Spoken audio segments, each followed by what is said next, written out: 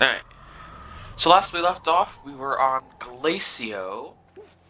And I believe our goal was... Oh yeah, right. We needed iron for like pretty much every single quest. So yeah. We're going to be looking around on the surface for iron and iron ore. Which is in the surface, not just the mountains, it's just anywhere on the surface. So yeah, definitely going to need to find some more compound if I'm going to do any real exploring, because I forgot to bring my rover. I'm not going to head back now, even though it would probably be very convenient for me, and very much easier than what I have planned. I'm not going to head back, I'm going to be stubborn. And you know what? I'm just going to bring this back. I'm going to bring a mineral object back, I'm going to research it at home, and I'm going to just print a rover, and I'm going to use that, because wandering around on the surface, especially when it's this flat, wandering around on the surface without printing, like, a rover and without using a vehicle, using tons of tethers, is not helpful in any way, shape, or form. Shove the RTG on there, and we're gonna go exploring. Oh, is it right over here? Did I just go in the wrong direction? I wish I didn't have to hover over it so long. Yeah, this is hematite. Right here. No, no, no, no. Leave no ore behind. Except for all the stuff I can't carry. I'll leave that behind. Alright, homeward we go. I definitely need more storage canisters. But now we have iron, and I think our first priority will be to make some more storage canisters, because we are really running out of space. So if that one's for lithium, then this one should be for some other off-world important resource, like, how about tungsten? Can afford the large shuttle. It costs titanium alloy and 2 exochips, but I have it. Do I want that? I could just use the medium shuttle instead. 2 medium slots, 2 large slots. Okay, so this is a way bigger. Each large slot is effectively 2 medium slots. So I'll think about that. We'll see. It might be overkill, but it also might be good to just have the biggest shuttle there is. Because I don't have a whole lot else to use my exochips for. And I have the titanium alloy already. So I could choose to spend it on that. Alright. So we've managed to consolidate it all onto just a few platforms. So let's see what we can do now that we have a bunch of iron. Trade platform. Oh, I need 2,500 bytes for that. And tungsten? Jeez. Okay, you know what? Maybe I'll just print the large shuttle now. Because screw the missions, right? Ceramic, titanium alloy, and 2 exochips. So let me just... I can space this out better later. There's 2 ceramic. Titanium alloy. It's 2 ceramic, right? Not just 1? No, it's just 1 ceramic. And 2 exochips. Okay, it's gonna hurt spending both of my exochips on this guy, but I can always go get more. Let's just move this. Man, it's big. It's so big. Where's my cursor? Alright. Build that. And I'm gonna go grab the dynamite, and we're gonna go blast open that container to get our chips back.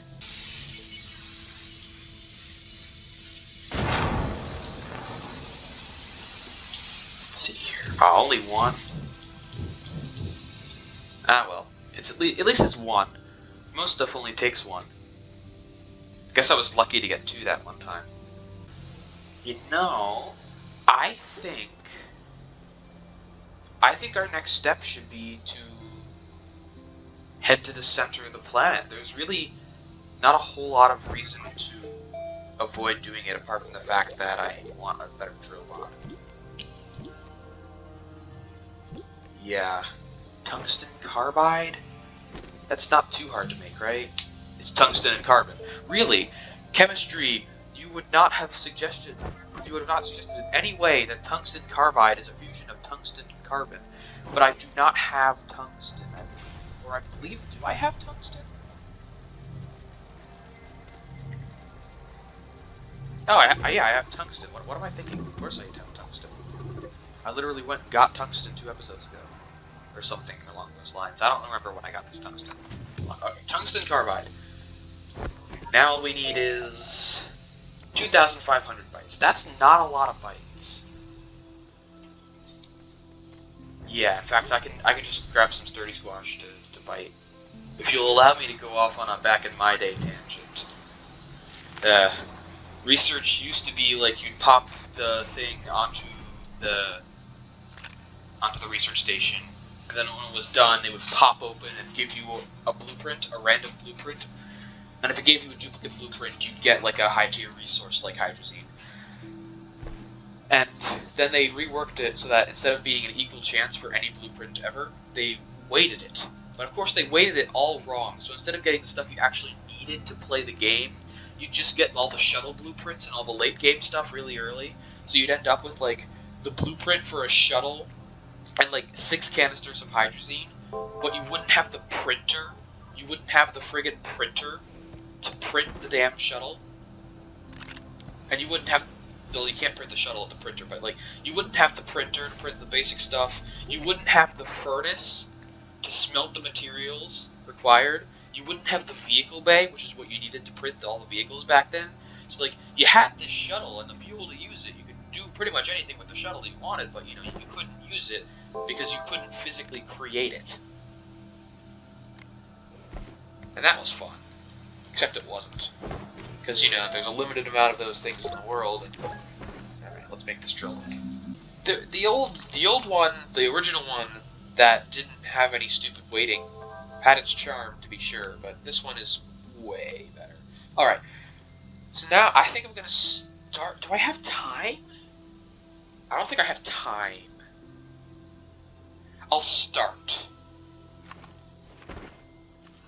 Yeah, I'll start. So with the power invested in me by all 3 of these mods, we're gonna start heading to the center of the world. Now the question is where? Right... I don't want to come down, like, through my mine or anything. So I'm gonna start here. We're gonna go in this direction. See, can I climb back up this? Yes, I can. Slowly, but yes. Because I want this to not be a one-way trip.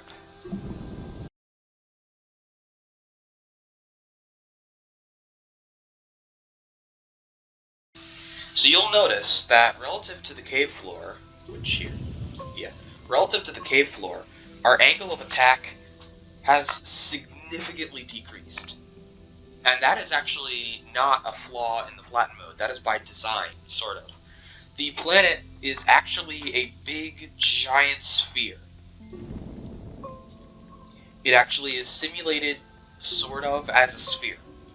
So as we go deeper and deeper into the planet, our angle, which was straight, which was pretty sharp as we went down, we are changing our position relative to the core. So the angle is going to get shallower and shallower and shallower until eventually we start going uphill, which is not what we want, so we're going to have to readjust. It's a pretty cool feature that it works like that. We're about halfway down now, I think. Yeah, also level cable. Ah, yes, these giant mushrooms. As far as I'm aware, they're harmless. I'm not gonna hug them, though. Because they honestly creep me out a little.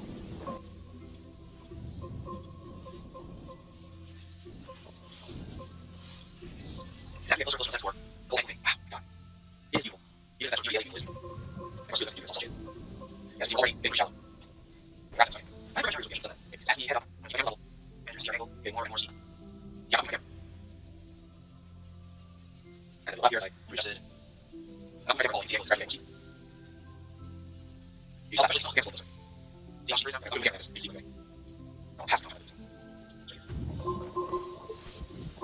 Jeez. And believe me, we're gonna need all these errors, every single one. The question is, do I have back all of this? Okay, there's not much, especially when there's not focus. It might take longer first, but let's do this. I should slow down, maybe just the right way to shoot. Whee! Got it, just back in there, we got it. So I should try to do that. Also, I got to fill in first, that's probably also bad. But whatever. The white line is the range for this. So you'll fall off it, which is surprisingly easy. It's still surprising. See this, use all the stuff right by the capture. This is like no capture. So for that capture. If you want to leave your arms out, so leave it straight in the capture. Really nice though. Whatever, do not fall for it. You'll die black breathe. So you get black breathe.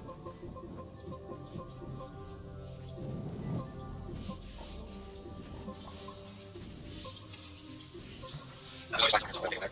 They launch clouds of toxic gas at you, which very quickly drain off. You all spots, 3 range, all spot. These mines rush to the first ever hazard, ever wild one. They were called mines. How did they actually like that? Let's see how rapidly my was using.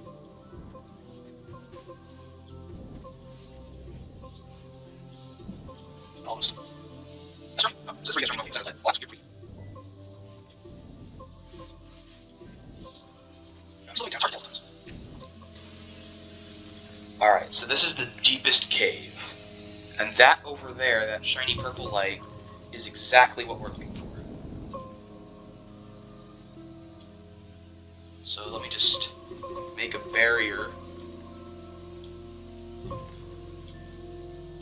so I don't kill myself, so I don't go rocketing off the edge as I slide down here. This menacing purple shimmering obelisk thing is exactly what we're looking for.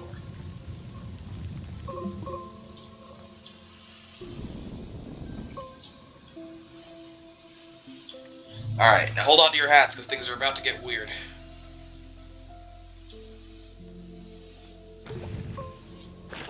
You see, there's that toxic cloud.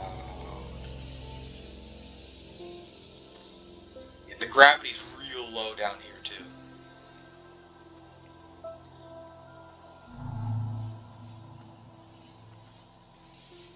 That's just not entirely right in general. Alright, let's see. I believe it will be this way. When in doubt, follow the shiny purple alien light. Yeah.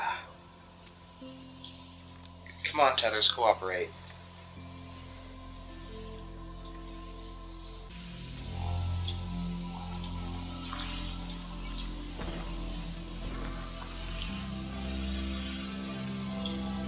There we go.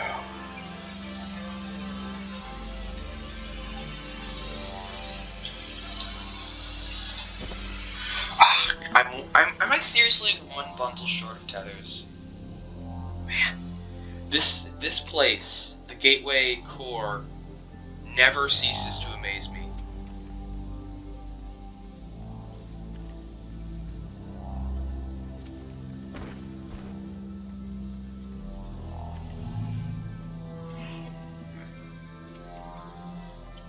Yeah, I'm gonna need more compound. Alright, well, that's a bit of a teaser, and I'm going to get more compound and be right back. This layer of the caves is just amazing. I don't think any of the other planets really compare to this. Well, there's, not DeSolo, the other, Calidor. Calidor's lower caves are really interesting. All the others, I don't remember them, which says to me that they weren't all that interesting. I know I've gotten to the core on every single planet, because I've beaten the game already. I need to get to the core of every single planet to do that.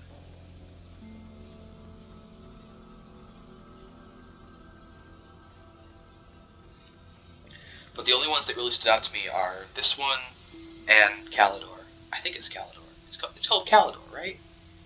The desert planet that isn't DeSolo and not radiated. Is it still called radiated? Hold on, let me just check so I'm not just rambling on about nothing. Yeah, it's Calidor. Radiated doesn't exist anymore.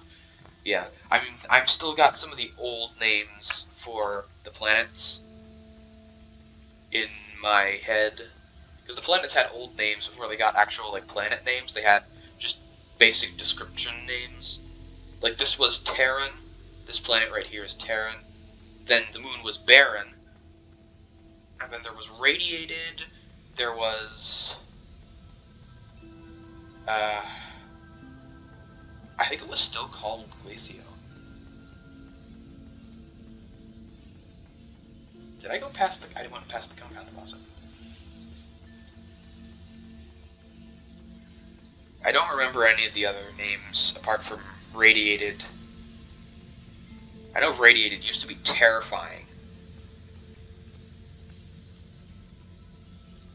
And not in any way, shape, or form in the same way as Atrox is terrifying.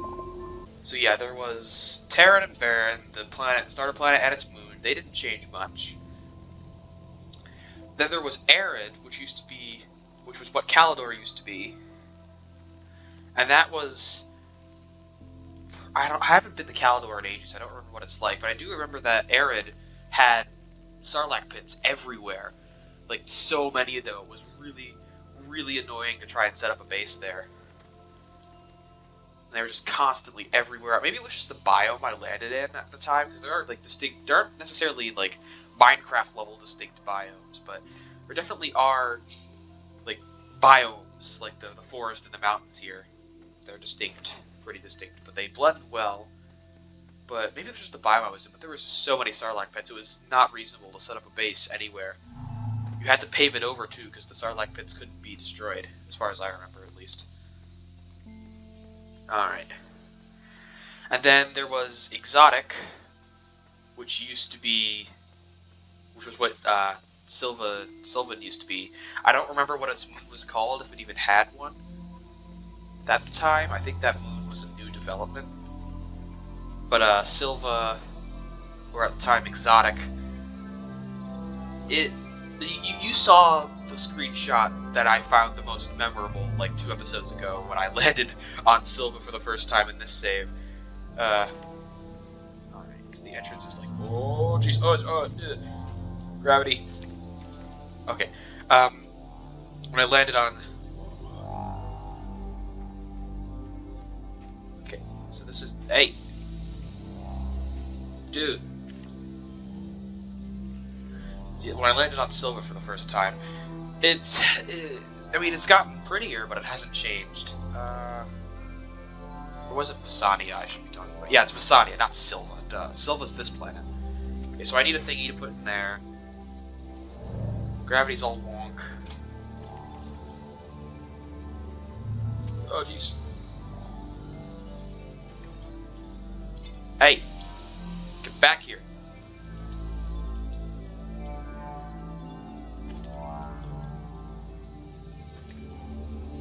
Jeez.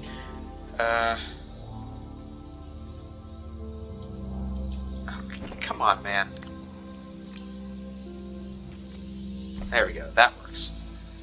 Alright, so I need to find whatever goes on here. That, I believe, is quartz. Yeah, that's quartz. So we gotta go get some quartz to use this thing. I don't know if the planets are a good analog to the planets now. But I know there used to be Arid. There used to be Radiated, which was really close to the sun, and it had all the Sarlacc pits. And then there was Arid, which... Yeah. Arid used to be, I don't remember what Arid used to be, or what Arid is now, actually. But it had a few biomes where there was always a strong wind, and then there were, like, little cactus balls flying around that would insta-kill you if they hit you. So you had to build way up on a plateau to avoid getting murdered, and even then you just kind of had to build a wall upwind, which was annoying. Glad they took that out.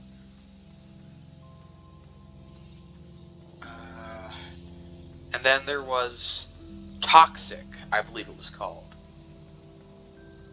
which is now Atrox. And I don't think I ever went to Toxic in the old times, so I don't know how it changed. Because again, this is really old. This is way back before the Gateway Chambers existed with the planets had these names. Heck, I don't think these names even lasted until the rework of the building system, because the building system used to be really different too. I'll see if I can find like a good screenshot to throw up on screen, but it used to be like you'd have your static habitat and you'd build out like platforms from your habitat, and you'd basically it was less like printing the platform and then figuring out where to put it, and more like adjusting where you want the platform to end up by moving around and then finalizing the construction and building it there. And you couldn't move the platform, and you couldn't remove the platform, and you couldn't like swap what was on the platform at all. And yeah, the game was like really different back then, because like you had to make sure you split off from small platforms, both so you'd have places to put your solar panels and so you wouldn't run out of room. You could physically run out of room and hard lock the game, or soft lock technically, by physically running out of platform spaces. It was really hard to do though. You had to actually actively try to do that, or be like really oblivious, or maybe not oblivious, but like you had to really be dedicated to doing said thing. I have straight up quartz in one of these, right? No, I don't, because I smelted it all. But I can go get some quartz. We're gonna need a few. But yeah, the old building system was annoying. I mean, not really annoying. That's the wrong word for it. But the old building system was definitely inferior to this one, because this one's way more versatile.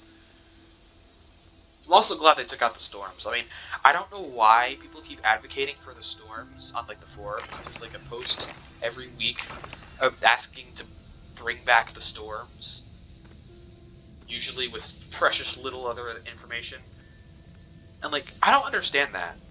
I mean, like, I understand that everyone has their own opinion, but I'm just not really sure what people found so interesting about the storms that they want them back, especially in this version, in this part of the game.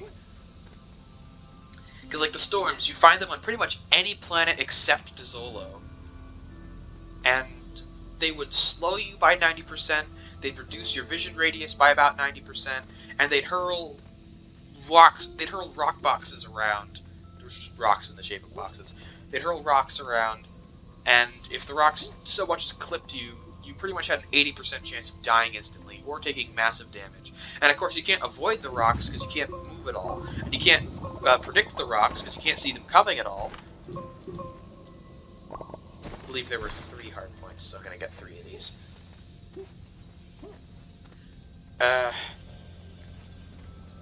And like you can't see the rocks coming because you can't see it all. You can't dodge the rocks because you can't move at all. You can barely do anything because you can't see and you can't move. And they'll blow around all your loose resources, so you have to have storage compartments locked down onto your platforms.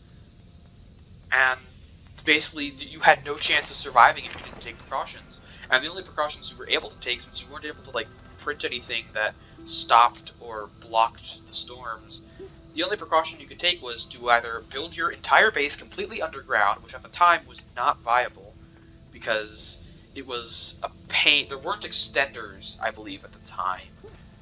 Like, now, it's pretty possible to build your entire base underground. But otherwise, you'd have to just... You were invincible when you hopped into a rover seat or your base. So you just hop into your base, or you'd hop into a rover seat, and you'd wait for about 3 minutes until the storm passed, and it did take about 3 whole minutes to pass. And it was tedious and annoying, and apparently some people found it fun. I mean, like, more power to you, but I just don't understand it. I mean, like, the concept of weather events on their own is not too bad. Like sure, like a soft rain, or a rain that, like, some weather events that fit the planet, like a rain. Rain would be nice, like, just a cosmetic rain that would maybe give a little bit of fog, like the rain in Deep Rock Galactic, which doesn't last nearly as long or is nearly as impactful as the storms used to be, for those who want to point that out. Even the sandstorms in Deep Rock Galactic don't last as long, and they aren't as deadly. Like, you don't have to just cower in a hole until they pass. Then they also serve as like a challenge to layer on top of the existing challenges that are being thrown at you, just to wrench in your plans, as opposed to the storms here, which are just like, you know, storms. There's no other challenges to layer them onto. And I mean, like, if we had, like, say, a rain event that disabled your solar panels for the duration and looked pretty, like, I wouldn't be opposed to that. It was just the fact that the storms effectively prevented you from playing is what I really don't like. And some people, I don't know. I mean, like, you're obviously entitled to have your own opinion. I just don't understand it, which is why I'm rambling on about it. But anyway, we're here. We are at the core, and we've got our quartz. So let's see what this does.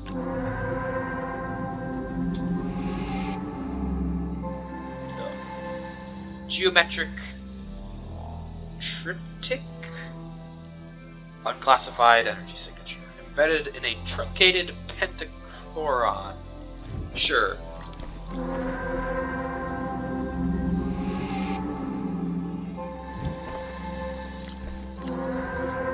We're gonna make 3 of these because I have 3 quartz.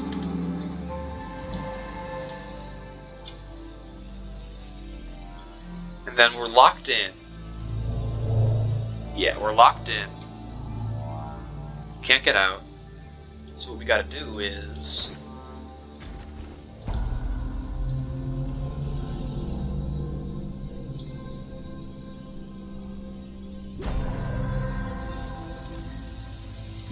And now the gateway chamber is active. Just needs a little bit of a quartz jumpstart.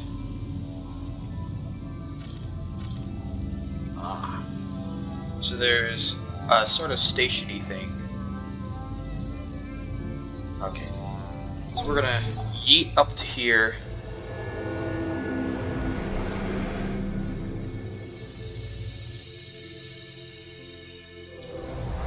We can now teleport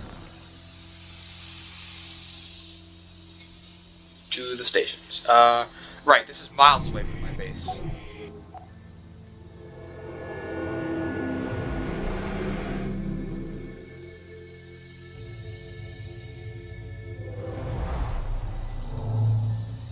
Oh no.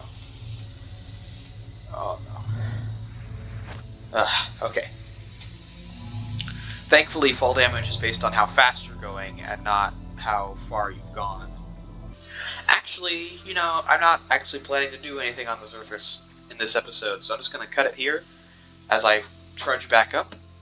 So thank you all for watching. The mystery deepens, and we will continue our saga next week.